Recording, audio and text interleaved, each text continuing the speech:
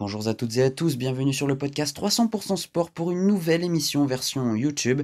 Pour développer notre chaîne, nous avons donc décidé de traiter l'actualité sportive de l'été. Et quoi de mieux que le Tour de France pour lancer cette thématique. Aujourd'hui, bilan de la première semaine de la Grande Boucle.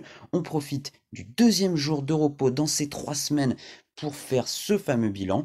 On va faire cette émission, on va découper plutôt cette émission en quelques thèmes, les grands hommes forts de cette première semaine, l'équipe qui a dominé dans l'ensemble, un point sur le classement général, sur nos coureurs français, et aussi et surtout sur un trouble fait qui vient de s'inviter, le Covid, malheureusement, et à la fin de l'émission, on fera une petite question de la semaine, vous pourrez y répondre en commentaire, j'y donnerai mon avis auparavant.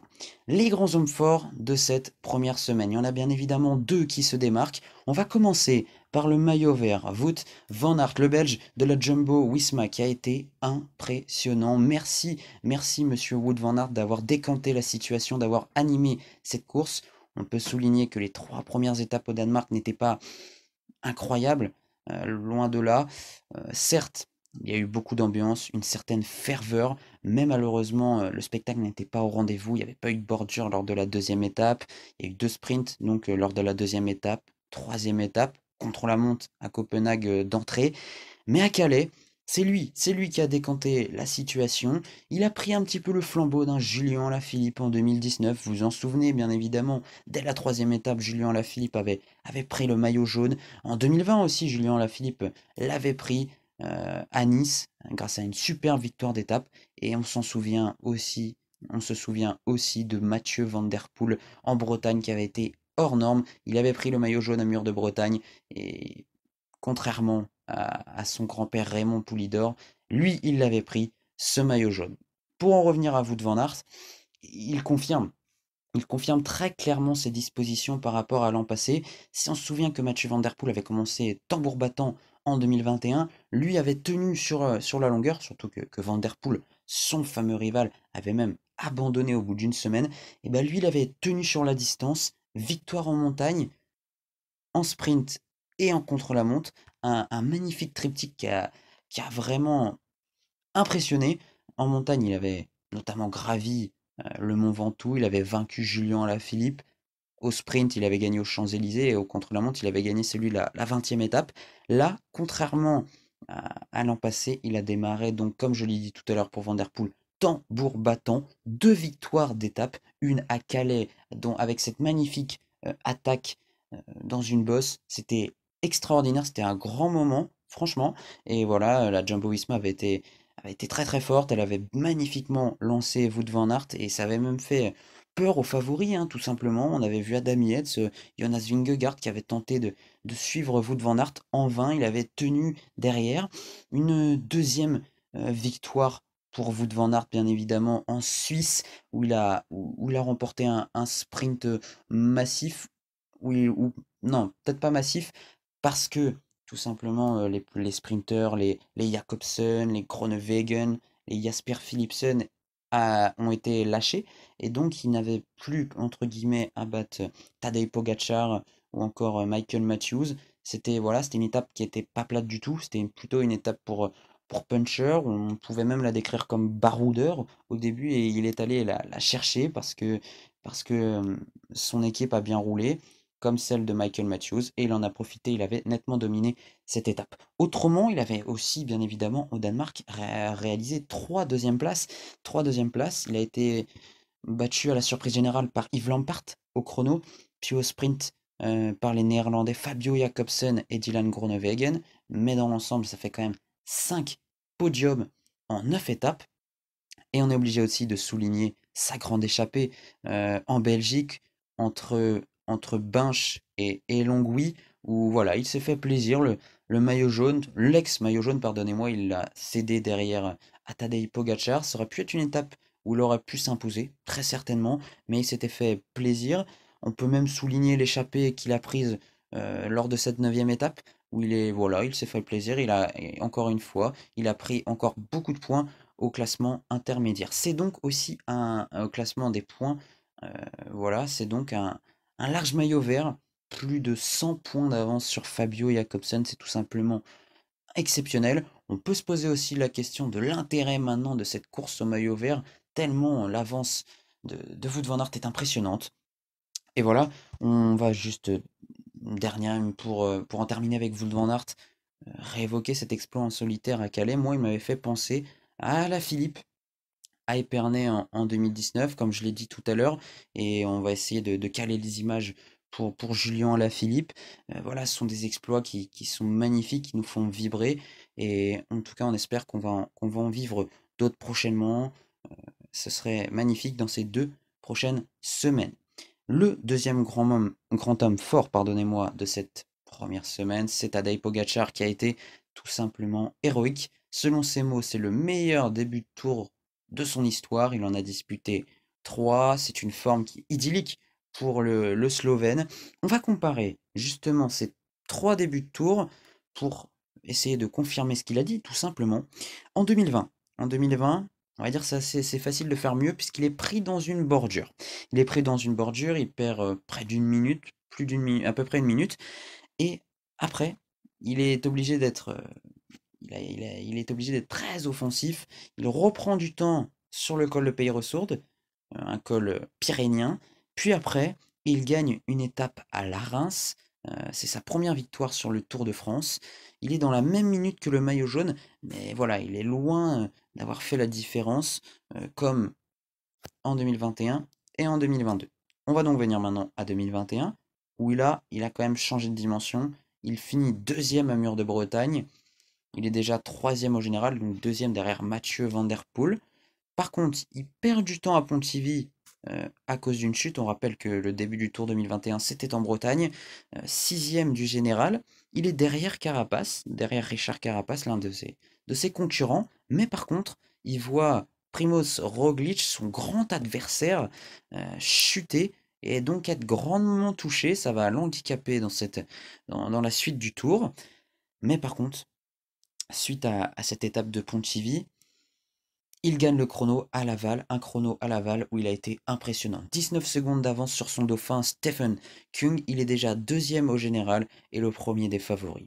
Puis, lors de la première grande étape de montagne, qui se termine au Grand Bornand, il explose tout simplement tout le monde.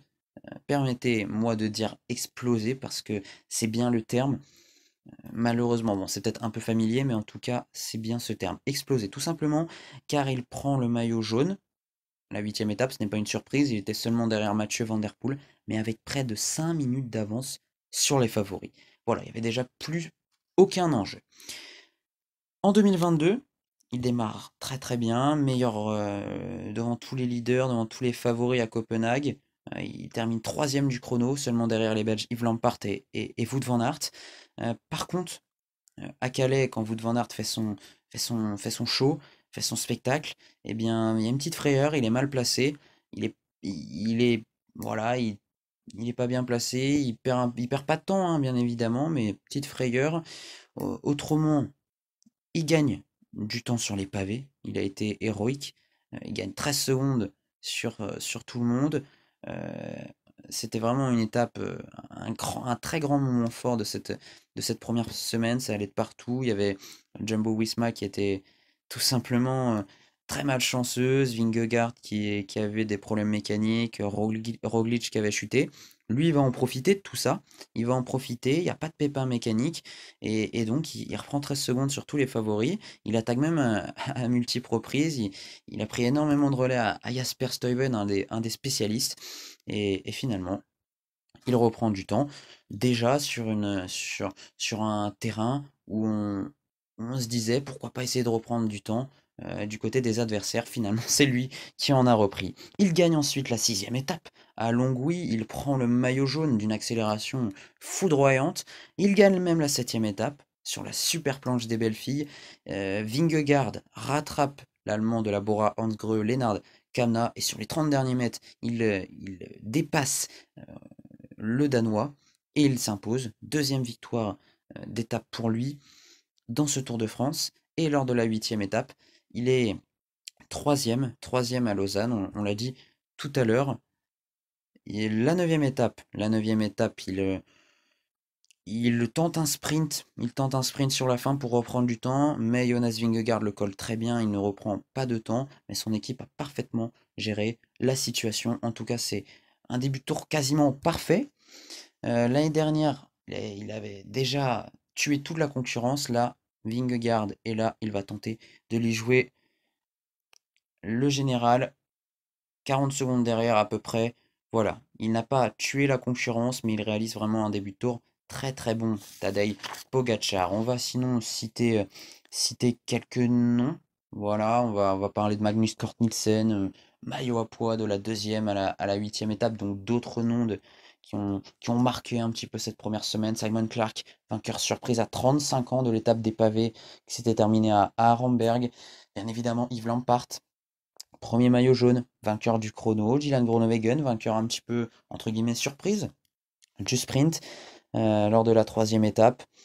Et bien évidemment, Bob Jungels, un numéro du luxembourgeois de la AG2R Citroën qui, qui s'est imposé d'une manière exceptionnelle. Il a attaqué de très très loin. Il a réalisé une descente merveilleuse. Il avait repris quasiment 1 minute 30 à ses conjoints qui étaient dans l'échappée, qu'il avait lâché dans une montée. Puis après, il a tenu lors d'une nouvelle ascension de 15 km.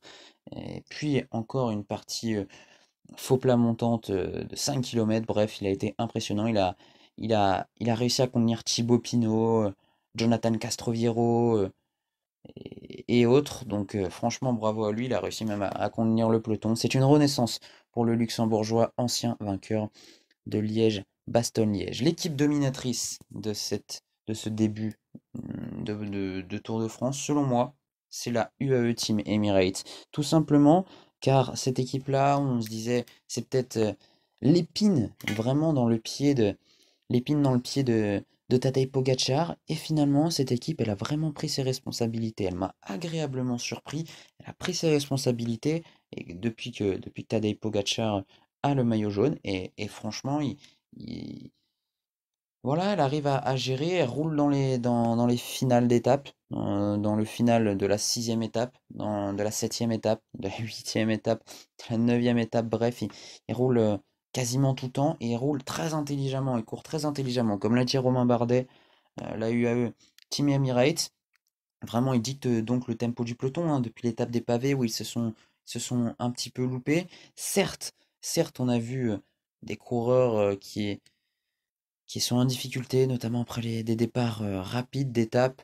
Marc Soler, Marc Hirschi, George Bennett, mais ils arrivent quand même à limiter la casse quand ils doivent gérer le tempo.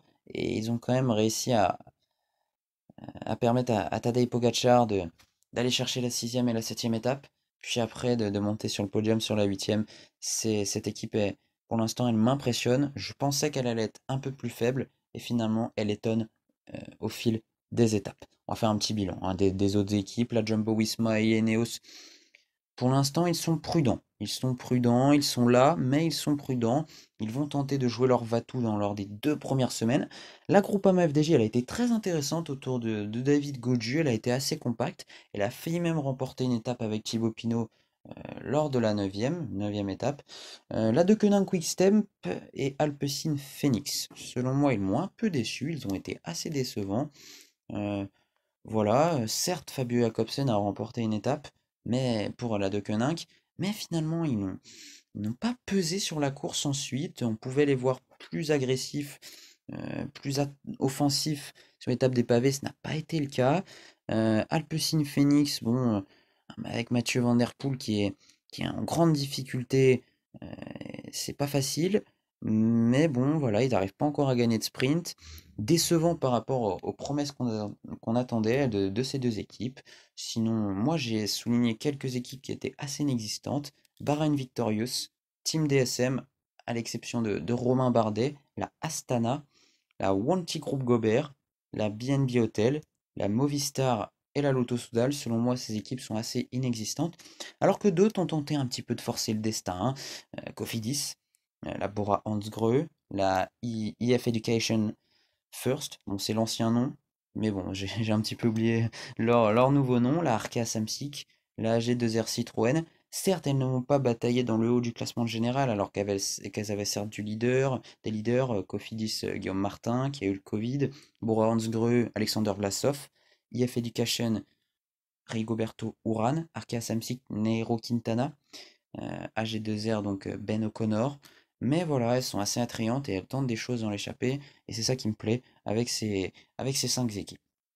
Le point au classement général. Le point au classement général, on peut dire que pour le maillot jaune, ce sera un match à deux entre Pogacar et Vingegaard, mais avec Roglic comme arbitre et comme possible dynaminateur,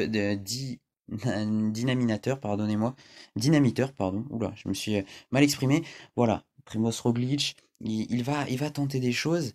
Pour Jonas Vingegaard, il est trop loin maintenant pour renverser la situation. Il a près de 3 minutes. C'est fini, selon moi, pour ses chances de maillot jaune. Cependant, il va pouvoir essayer grandement d'aider Vingegaard, d'attaquer de loin, soit pour se relancer un petit peu, soit pour faire réagir Tadej Pogacar. Pour les autres, on va juste un petit mot sur Vingegaard. On se souvient qu'il était un petit peu jeune euh, lors de 2021. Il a quand même, voilà, on se souvient de ce duel Pogacar-Vingegaard l'an passé. Et cette année, bah voilà, ça va être beaucoup mieux. Vingegaard, il va être là, il va tenter parce qu'il est pas loin. La dernière fois, il était à 5 minutes. C'était le seul qui avait lâché Pogacar en montagne. Là, il est vraiment pas loin. Il me fait très très forte impression. Concernant les Ineos, Geraint Thomas et Adam Yates, ils semblent très forts. Ils semblent très forts, mais un ton en dessous, pardonnez-moi quand même, par rapport à Pogacar et Vingegaard. Voilà, ils n'ont pas certainement les capacités pour jouer la gagne. Par contre, selon moi, ce sont mes favoris pour jouer la troisième place. David Gaudu, Romain Bardet et Henrik Mas, eux, ils ont évité tous les pièges. Ils ont joué placés à la planche des belles filles, à la super planche des belles filles. Et voilà, ils sont très très bien placés pour la course au podium.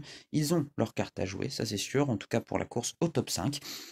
Quintana, un peu court physiquement, et Roglic pris dans une chute, ont encore leur carte à jouer, ils n'ont pas abandonné, alors qu'il y en a d'autres.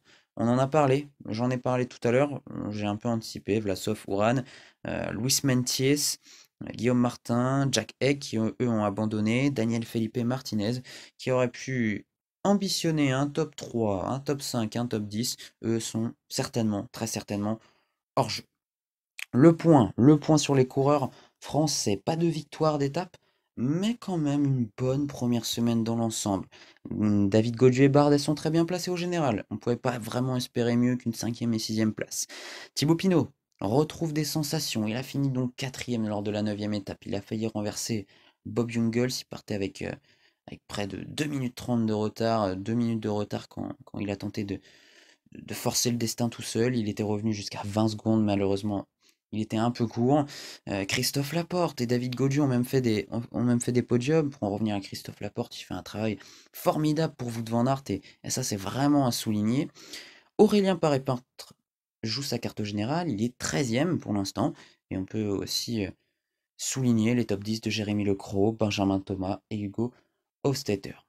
Des circonstances atténuantes au fait de ne pas avoir gagné d'étape, l'absence de Julien Alaphilippe, lui aurait pu profiter euh, du parcours de cette première semaine pour nous ramener des étapes. Cependant, voilà, on ne pouvait pas, il n'est pas là, donc malheureusement, pas de victoire d'étape. Voilà, c'est l'homme qui nous rapportait beaucoup de victoires, il n'est pas là cette année et ça change beaucoup de choses. Seulement 39 Français sont au départ cette année au Tour de France. Ça fait pas beaucoup et c'est compréhensible euh, voilà, c'est peut-être une circonstance atténuante, compréhensible au fait qu'on ait du mal à aller chercher la gagne. Il y a peu d'occasions, hein, il y a eu un chrono, mais pas bon chrono, 2 sprints en l'absence de Brian Cocard, d'Arnaud Desmar, de Nasser Bouhanni, c'est compliqué. Il y a quand même eu aussi 2 victoires pour Van Aert et Pogacar. Donc imaginez, ça fait 7 étapes sur 9 où on ne peut pas jouer notre chance. Cependant, il y a eu un manque d'opportunisme quand même lors de la cinquième et de la neuvième étape. On n'avait pas de Français dans l'échappée lors de l'étape des pavés. Bon, lors de la neuvième, on l'a dit, Thibaut est pas loin, Thibaut Pinot est pas loin, donc on va moins vouloir aux Français. Et surtout, Donc, quand on le voit de loin, on peut se dire qu'ils peuvent faire beaucoup mieux pour aller dans les échappées. Le trouble fait de ce Tour de France, c'est tout simplement le Covid. On va en terminer par là, euh, avant de se quitter. Il est présent dans le monde du cyclisme au moins depuis le Tour de Suisse. Et ce Covid, c'est vraiment une épée de Damoclès sur la tête de tous les coureurs. Ça peut ruiner le Tour, comme il l'a dit, Tadej Pogacar. Et ça peut ruiner les équipes et les coureurs et même l'organisation ASO. Voilà, on va parler. Brian Cocard a déclaré forfait à cause du Covid. Brian Cocard, sprinter de la Cofidis, avant donc ce Tour de France. Et pendant ce Tour de France, Guillaume Martin de la Cofidis, Langen de la UAE Team Emirates, le Norvégien, Geoffrey Bouchard de la AG2R Citroën ont abandonné à cause du Covid. Voilà. On peut aussi parler de d'autres événements sportifs qui ont été un petit peu gâchés, entre guillemets, par le Covid, le Tour de Suisse notamment, 76 abandons sur 52, soit la moitié. À Wimbledon au tennis, il y a eu des favoris qui ont dû déclarer forfait avant le tournoi. Matteo Berrettini, l'Italien, Marin Cilic, le Croate. Donc Berrettini, c'est un ancien finaliste à Wimbledon. Marin Cilic, demi-finaliste à Roland-Garros. Il y a eu aussi l'Espagnol Roberto Bautista Agut, demi-finaliste à Wimbledon lui aussi, enfin donc en Grand Chelem. Et voilà, donc il y a eu donc des favoris out et le tableau, notamment chez les hommes, il y a eu des parties assez ouvertes. On va en reparler, on fera un bilan de Wimbledon, bien évidemment. Il y a eu des parties assez ouvertes et ça a un petit peu gâché le tournoi parce qu'il y en a qui ne pouvaient pas participer et jouer leur chance et jouer leurs cartes. Aussi les JO d'hiver. Les JO d'hiver, certains sportifs ont eu le Covid au mauvais moment, ça a ruiné des années de travail. Je pense en combiné nordique au grand favori norvégien Jarl Magnus Rieber, qui a eu le Covid au début, puis après il a eu l'opportunité de faire quelques courses, mais malheureusement il était en totale méforme et il n'a pas pu avoir des médailles comme il le pensait. C'est donc des précautions maximum dans les équipes du Tour de France, chez la Jumbo-Visma, chez la UAE Team Emirates, notamment, donc chez les grosses équipes, mais bien évidemment dans toutes les équipes on essaye euh, de faire très très attention. On voit à chaque fois les coureurs qui mettent le masque euh, en interview, c'est important et on espère que le Tour de France ne sera pas ruiné, comme le dit Tadej Pogacar, par ce fameux Covid. La question du jour, on va dire, selon vous, est-ce que Tadej Pogacar a-t-il déjà course gagnée après cette première semaine magnifique? Mon avis, non. Non, tout simplement parce que Jonas Vingegaard n'est qu'à une quarantaine de secondes. Contrairement à 2021 où il avait 5 minutes d'avance, Tadej Pogacar n'a pas encore gagné. Là, il est encore sous la menace du Danois, qui est le seul à le suivre et qui le suit très bien, et qui va peut-être réussir même à le lâcher comme en 2021 sur les pentes du Mont Ventoux, pour renverser la situation et aller faire quelque chose d'historique pour son pays et aussi pour un petit peu pour la Jumbo-Visma qui court après ce sacre sur le Tour de France depuis longtemps. Donc Tadej Pogacar est favori, mais il a un certain Jonas Vingegaard qui est derrière lui. Je l'ai dit tout à l'heure, ce sera un match à deux selon moi. Et en tout cas, on espère qu'on va avoir beaucoup de spectacles. Notamment, il y a 3 étapes de montagne qui vont arriver, l'Alpe d'Huez, le col du Granon, prochainement, et ça fait plaisir. Donc rendez-vous pour le bilan de la deuxième semaine du Tour de France prochainement, mais aussi bilan de Wimbledon prochaines heures, prochains jours, euh, avec la victoire, le sacre de Novak Djokovic. Merci d'avoir écouté jusqu'ici ce podcast. On espère, et aussi cette vidéo, on espère aussi vous retrouver prochainement pour de nouvelles aventures. Si vous avez écouté jusqu'ici cet épisode, un grand merci. N'hésitez pas à déposer un commentaire, qui soit positif ou négatif. En tout cas, voilà, ça nous fait plaisir de voir qu'on est écouté et qu'on peut apprendre de nos erreurs grâce à vos commentaires. Merci à tous et à la prochaine.